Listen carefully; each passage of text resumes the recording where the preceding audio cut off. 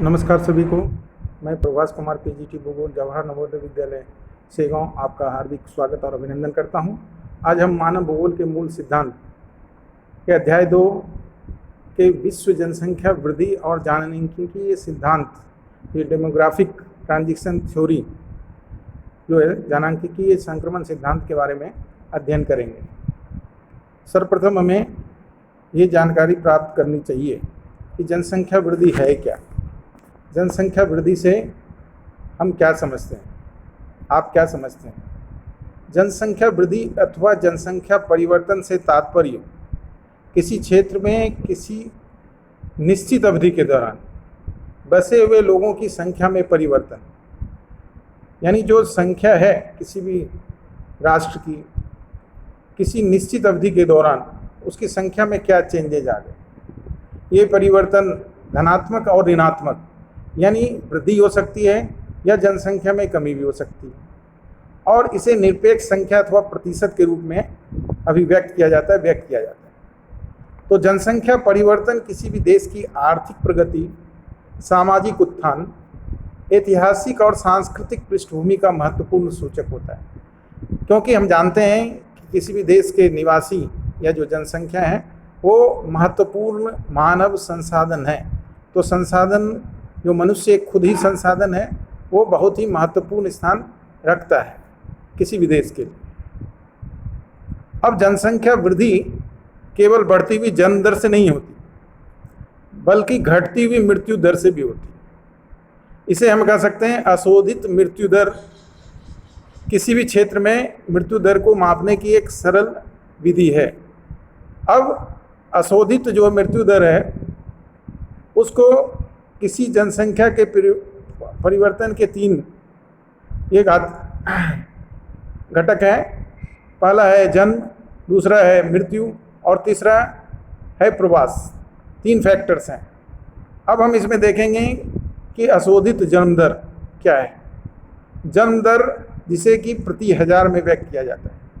किसी भी प्रति 1000 स्त्रियों के द्वारा जन्म दिए गए जीवित बच्चों के रूप में इसकी गणना की जाती है।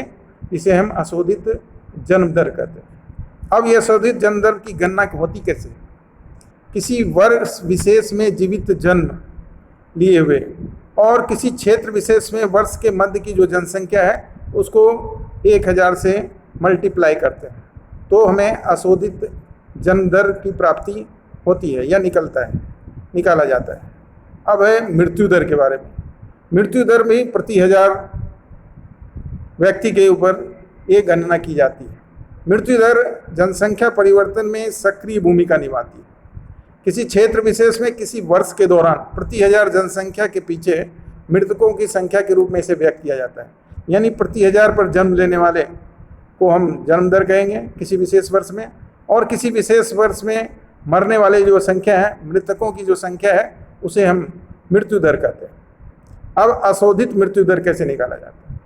किसी विशेष वर्ष में मृतकों की संख्या और उस वर्ष के मध्य में जो अनुमानित जनसंख्या है उसको 1000 से मल्टीप्लाई करते हैं, तो अशोधित मृत्यु दर की प्राप्ति होती है। अब एक प्रवास, एक जन्म दर की चर्चा हुई। जनसंख्या परिवर्तन में के 3 घटक में जन्म दर, मृत्यु दर और तीसरा है प्रवास, माइग्रेशन। तो जन्म और मृत्यु के अलावा एक और घटक है जिससे कि जनसंख्या के आकार में परिवर्तन हो सकता है, परिवर्तित होता है।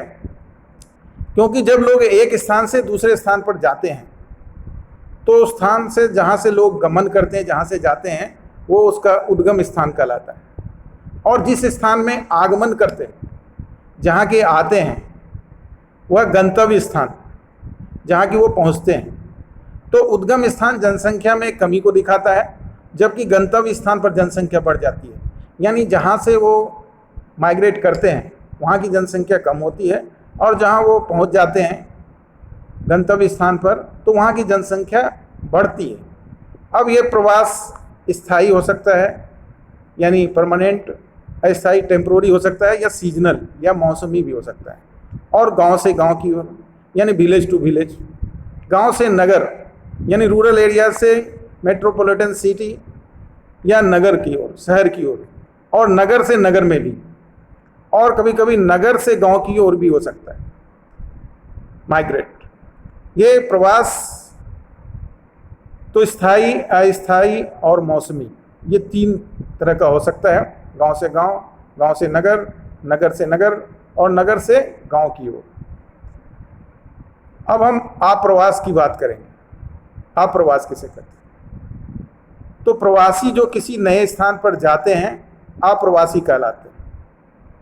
और उत्प्रवास, प्रवासी जो एक स्थान से बाहर चले जाते हैं वो उत्प्रवासी कहलाते हैं। तो नए स्थान पर जाते हैं अप्रवासी कहलाते हैं, और जो एक स्थान से बाहर चले जाते हैं उत्प्रवासी कहलाते हैं।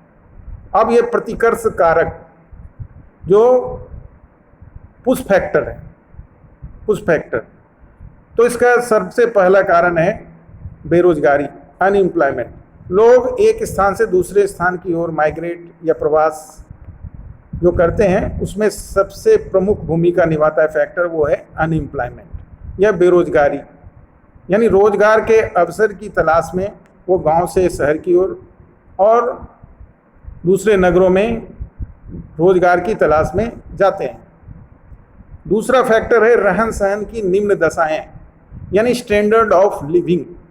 तो ये स्टैंडर्ड ऑफ लिविंग जो है लो होने के कारण, अगर किसी की या किसी क्षेत्र में रहने वाले निवासियों की स्टैंडर्ड ऑफ लिविंग लो है तो वो अपने अधिक आय की आशा या आकांक्षा लिए वो गांव से शहरों की ओर पलायन करते हैं और रोजगार की तलाश में। तीसरा है राजनीतिक उपद्रव।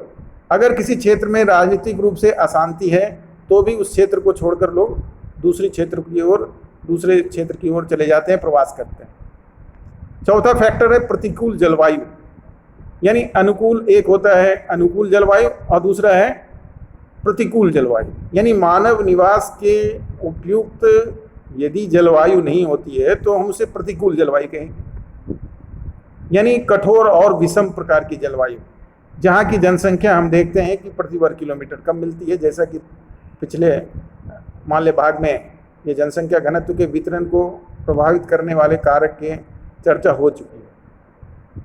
प्राकृतिक विपदाओं के कारण, अगर किसी क्षेत्र में सुनामी, चक्रवाती तूफान और अन्य कारण से, वो प्राकृतिक विपदाओं के कारण भी लोग एक क्षेत्र से दूसरे क्षेत्र की ओर, एक शहर से दूसरे शहर या फिर नगर, गांव से नगर की ओर ये प्रवास करते हैं। महामारियां, यदि किसी क्षेत्र में महामारी फैल जाती है, जैसा कि अभी हम जान रहे हैं कि कोविड-19 जो महामारी है जिसको पेंडेमिक कहा गया, इसके कारण लोग बड़े बड़े शहरों से लाखों की संख्या में अपने गांव की ओर पलायन कर गए। तो ये स्थानांतरण हो गया, प्रवास जो आंतरिक प्रवास है। और सामाजिक और आर्थिक पिछड़ापन, अब किसी क्षेत्र, कोई क्षेत्र ज़्यादा पिछड़ा हुआ है तो और स्थिति वहाँ के निवासियों की अच्छी नहीं है, आमदनी कम है, रोजगार के अवसर नहीं है, तो लोग क्या करेंगे, वहाँ से छोड़ करके, उस एरिया को छोड़ करके दूसरे एरिया में जाएंगे जहाँ उन्हें रोजगार मिलने की संभावना होगी। अब है अपकर्ष कारक, यानी पुल फैक्टर जो खींचते हैं, आकर्षण का काम करते हैं। तो पहला जो है काम के बेहतर अवसर, यानी बेरोजगारी जो है प्रतिकर्ष फैक्टर में था, अब ये अपकर्ष कारक में है काम के बेहतर अवसर। अगर रोजगार के बेहतर अवसर उपलब्ध होते हैं तो लोग एक क्षेत्र से दूसरे क्षेत्र की ओर पलायन करते हैं। दूसरा रहन सहन की अच्छी दशाएं, आजकल लोग गांव से शहरों की ओर पलायन कर रहे हैं, प्रवास कर रहे हैं, और उसमें रहन सहन की अच्छी दशाएं होने के कारण। तीसरा है शांति और स्थायित्व, अगर नगर में, शहर में या किसी क्षेत्र में शांति व्यवस्था की स्थिति है, कानून व्यवस्था की स्थिति अच्छी है, तो लोग वहाँ प्रवास दूसरे क्षेत्र से आकर के बस जाते हैं। चौथा है जीवन एवं संपत्ति की सुरक्षा, इन क्षेत्रों में जो है लोग बसना पसंद करते हैं जहाँ जीवन और उनके जान माल दोनों का नुकसान नहीं हो, उसकी सेफ्टी हो, सेफ्टी और सिक्योरिटी दोनों ही, उसके तलाश में अगर लोग एक क्षेत्र से दूसरे क्षेत्र में जा सकते हैं। अगर किसी क्षेत्र में अशांति है तो उस क्षेत्र को छोड़कर दूसरे क्षेत्र में प्रवास कर सकते हैं। और प्रतिकर्ष कारक में चर्चा होगी कि अनुकूल जलवायु नहीं होना, प्रतिकूल जलवायु। तो अनुकूल जलवायु जो है मनुष्य को, ये निवास के लिए अनुकूल जलवायु यदि है, सम प्रकार की जलवायु है, भूमध्य सागरीय जलवायु है, तो लोग वहाँ रहना पसंद करते हैं और वहाँ जनसंख्या का घनत्व अधिक रहता है। तो इन्हीं कारणों से उद्गम स्थान कम आकर्षण वाले हो जाते हैं और जाकर के वो दूसरी जगह जहाँ बसते हैं वो अधिक आकर्षक होते हैं। अब है जनसंख्या वृद्धि की प्रवृत्तियों के बारे में हम चर्चा करेंगे। अगर हम देखें वर्तमान में विश्व की जनसंख्या लगभग 700 करोड़ से भी अधिक है और आरंभिक कालों में यदि देखें तो विश्व की जनसंख्या धीरे धीरे बढ़ी, ऐसा नहीं कि अचानक से बढ़ गई। पिछले कुछ वर्षों के दौरान भले ही जनसंख्या तेजी से बढ़ी है। लगभग 8000 से 12000 वर्ष पूर्व जब कृषि का उद्भव आरंभ हुआ तो जनसंख्या का आकार बहुत ही छोटा था, यानी लगभग केवल 80 लाख। यानी जनसंख्या 8000 ईस्वी से 12000 ईस्वी वर्ष पूर्व अगर हम देखें, 8000 से 12000 वर्ष पूर्व तो जनसंख्या केवल 80 लाख थी। अब ईसा की पहली शताब्दी में जनसंख्या 30 करोड़ से कम थी।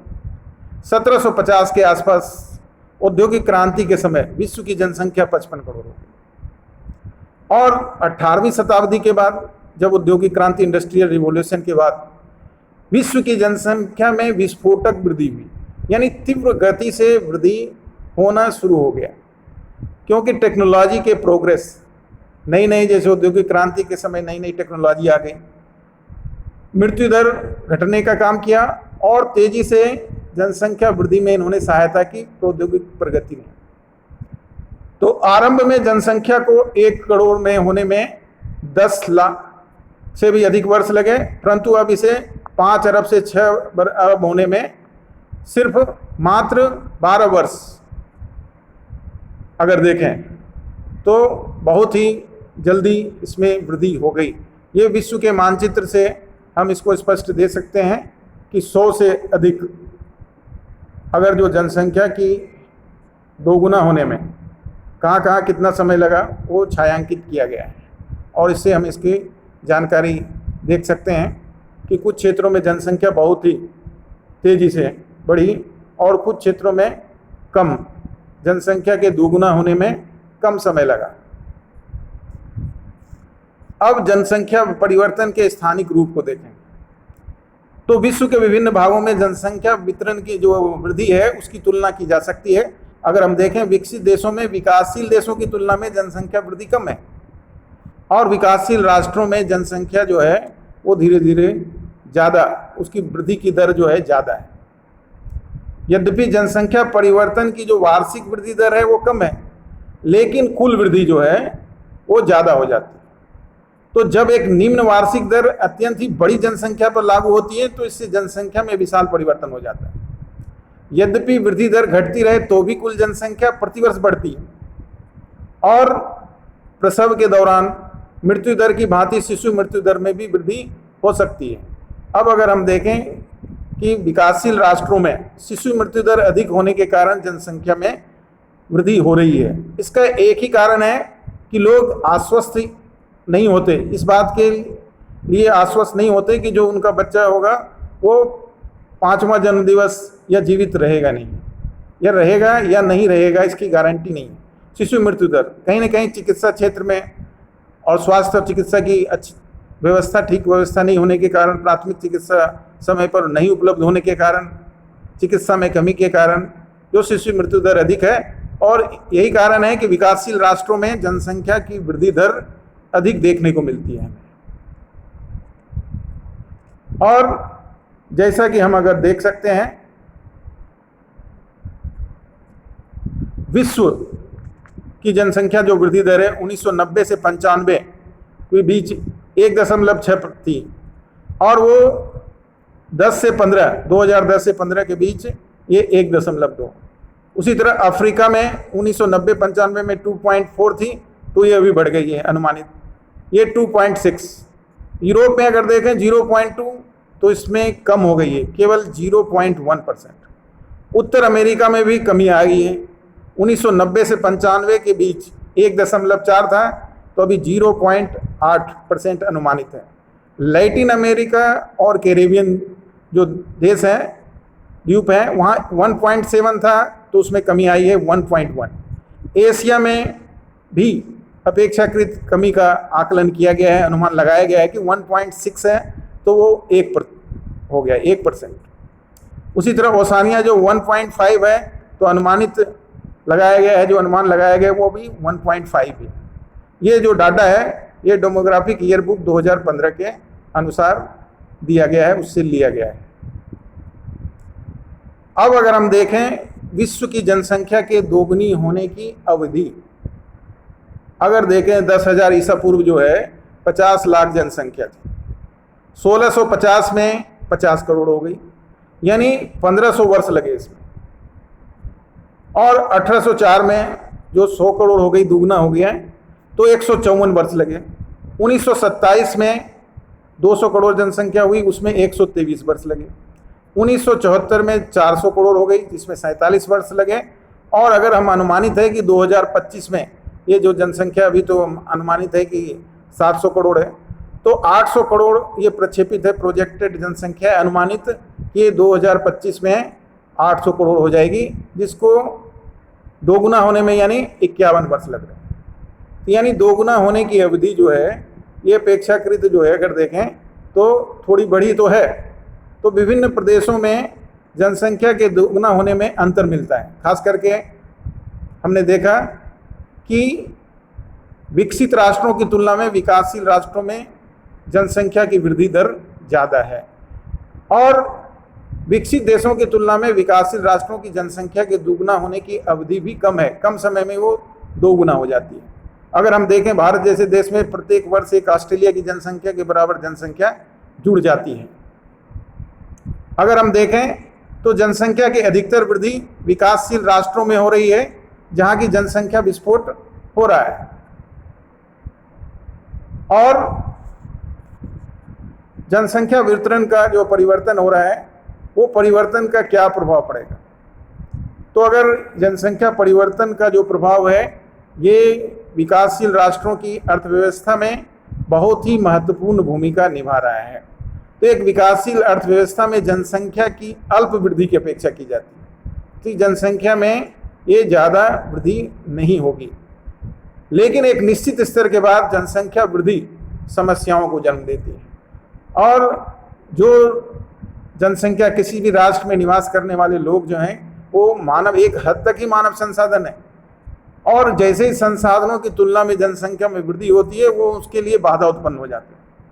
यानी सीमित संसाधनों पर जनसंख्या का दबाव बढ़ जाता है, और वह संसाधन जो पहले जनसंख्या का पोषण करते थे अब वो जनसंख्या के पोषण करने में सक्षम नहीं हो पाते, और गरीबी, भुखमरी, खाद्यान्न की कमी, बेरोजगारी और समुचित शिक्षा, चिकित्सा का अभाव, ये जो और अन्य समस्याएं, पेयजल की समस्या, खाद्यान्न की समस्या, तो ये कई प्रकार की समस्याएं बढ़ जाती हैं।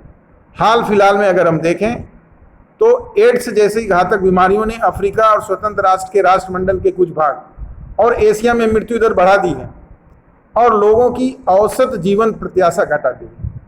तो इससे थोड़ी जनसंख्या में वृद्धि धीमी हुई, यानी जो कुछ बीमारियां हो गई जिसका इलाज संभव नहीं हो पाया है, और जिसके कारण अफ्रीका और स्वतंत्र राष्ट्र के राष्ट्रमंडल के कुछ भागों में और एशिया में भी मृत्यु दर बढ़ गया है। यानी जन्म दर की तुलना में मृत्यु दर भी कमी नहीं आ करके, जन्म दर तो ज़्यादा है ये, लेकिन मृत्यु दर में भी बढ़ोतरी हो गई, और लोगों के जीने की औसत आयु अगर देखें अफ्रीकी देशों में काफ़ी पहले की तुलना में कम होती जा रही है।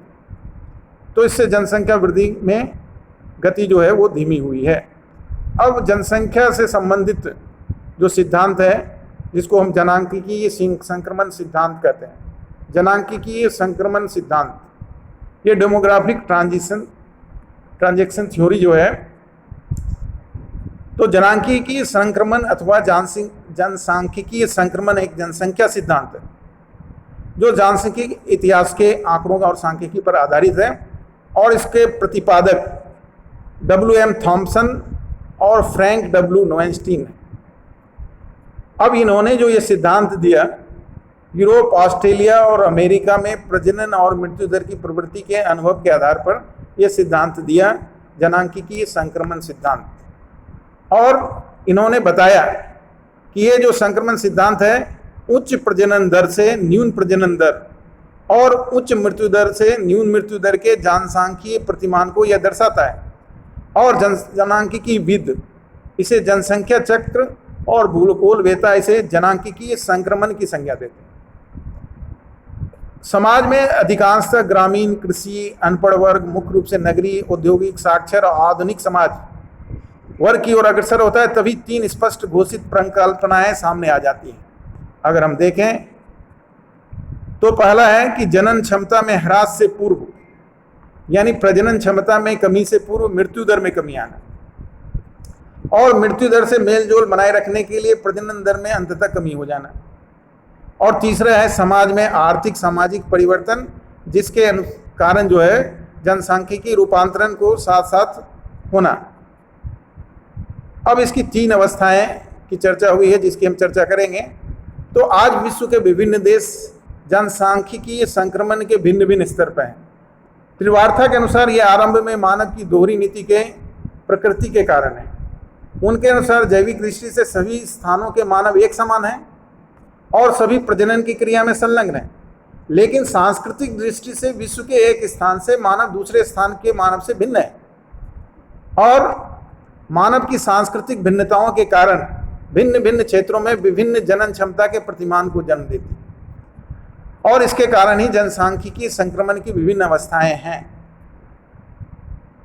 अब इसकी विशेषता हम क्या कहेंगे कि जो ऊंची जन्म दर और ऊंची मृत्यु दर से न्यून दर की ओर संक्रमण को 3 भागों में विभाजित कर रही है। पहली जो अवस्था है उच्च एवं अस्थिर जन्म और मृत्यु दर, और दूसरा है धीमी जनसंख्या वृद्धि दर। जो प्रथम अवस्था है इसमें उच्च और अस्थिर जन्म दर और मृत्यु दर भी और धीमी जनसंख्या वृद्धि दर होती है, जिसके कारण। और द्वितीय अवस्था सेकेंड स्टेज में क्या है, उच्च जन्म दर होता है और मृत्यु दर में कमी आती है। अब जब उच्च जन्म दर होगा और मृत्यु दर में कमी आएगी तो जनसंख्या में वृद्धि होगी, यानी तीव्र जनसंख्या वृद्धि होगी। और तीसरी अवस्था में भी कि जन्म दर में भी कमी होती है और मृत्यु दर में भी कमी होती है, और जनसंख्या कम जनसंख्या होती है धीरे धीरे। हम जिसको ये रेखा चित्र के अनुसार भी देख सकते हैं कि जन्म दर प्रथम अवस्था में बांग्लादेश, वर्षा वनों के आदिवासी, दूसरी अवस्था में अगर देखें पेरू, श्रीलंका, केन्या, और तीसरी अवस्था में जो निम्न उतार चढ़ाव है वो कनाडा, जापान और संयुक्त राज्य अमेरिका के बारे में। तो ये प्रथम अवस्था में क्या है कि हाई बर्थ रेट है और उच्च मृत्यु दर की धीमी मृत्यु दर कमी आ रही है, तो इसे जनसंख्या वृद्धि की अस्थिर अवस्था कहा जा सकता है कि जन्म दर और मृत्यु दर दोनों ही प्रकृति पर आधारित होते हैं। अतः इसमें कभी तो धनात्मक हो जाता है, कभी वृद्धि हो जाती है और कभी ऋणात्मक होती है। दोनों ही संभावनाएं हैं, कभी कम कभी ज़्यादा। ये जनांकिकीय संक्रमण सिद्धांत की प्रथम अवस्था कही जाती है, उच्च जन्म दर और उच्च मृत्यु दर के बाद इसकी धीमी जनसंख्या वृद्धि दर, कि जन्म दर भी ज़्यादा है, डेथ रेट और बर्थ रेट दोनों हाई है, तो जनसंख्या में ये धीमी गति से वृद्धि होती है। अब इस अवस्था में अगर हम देखें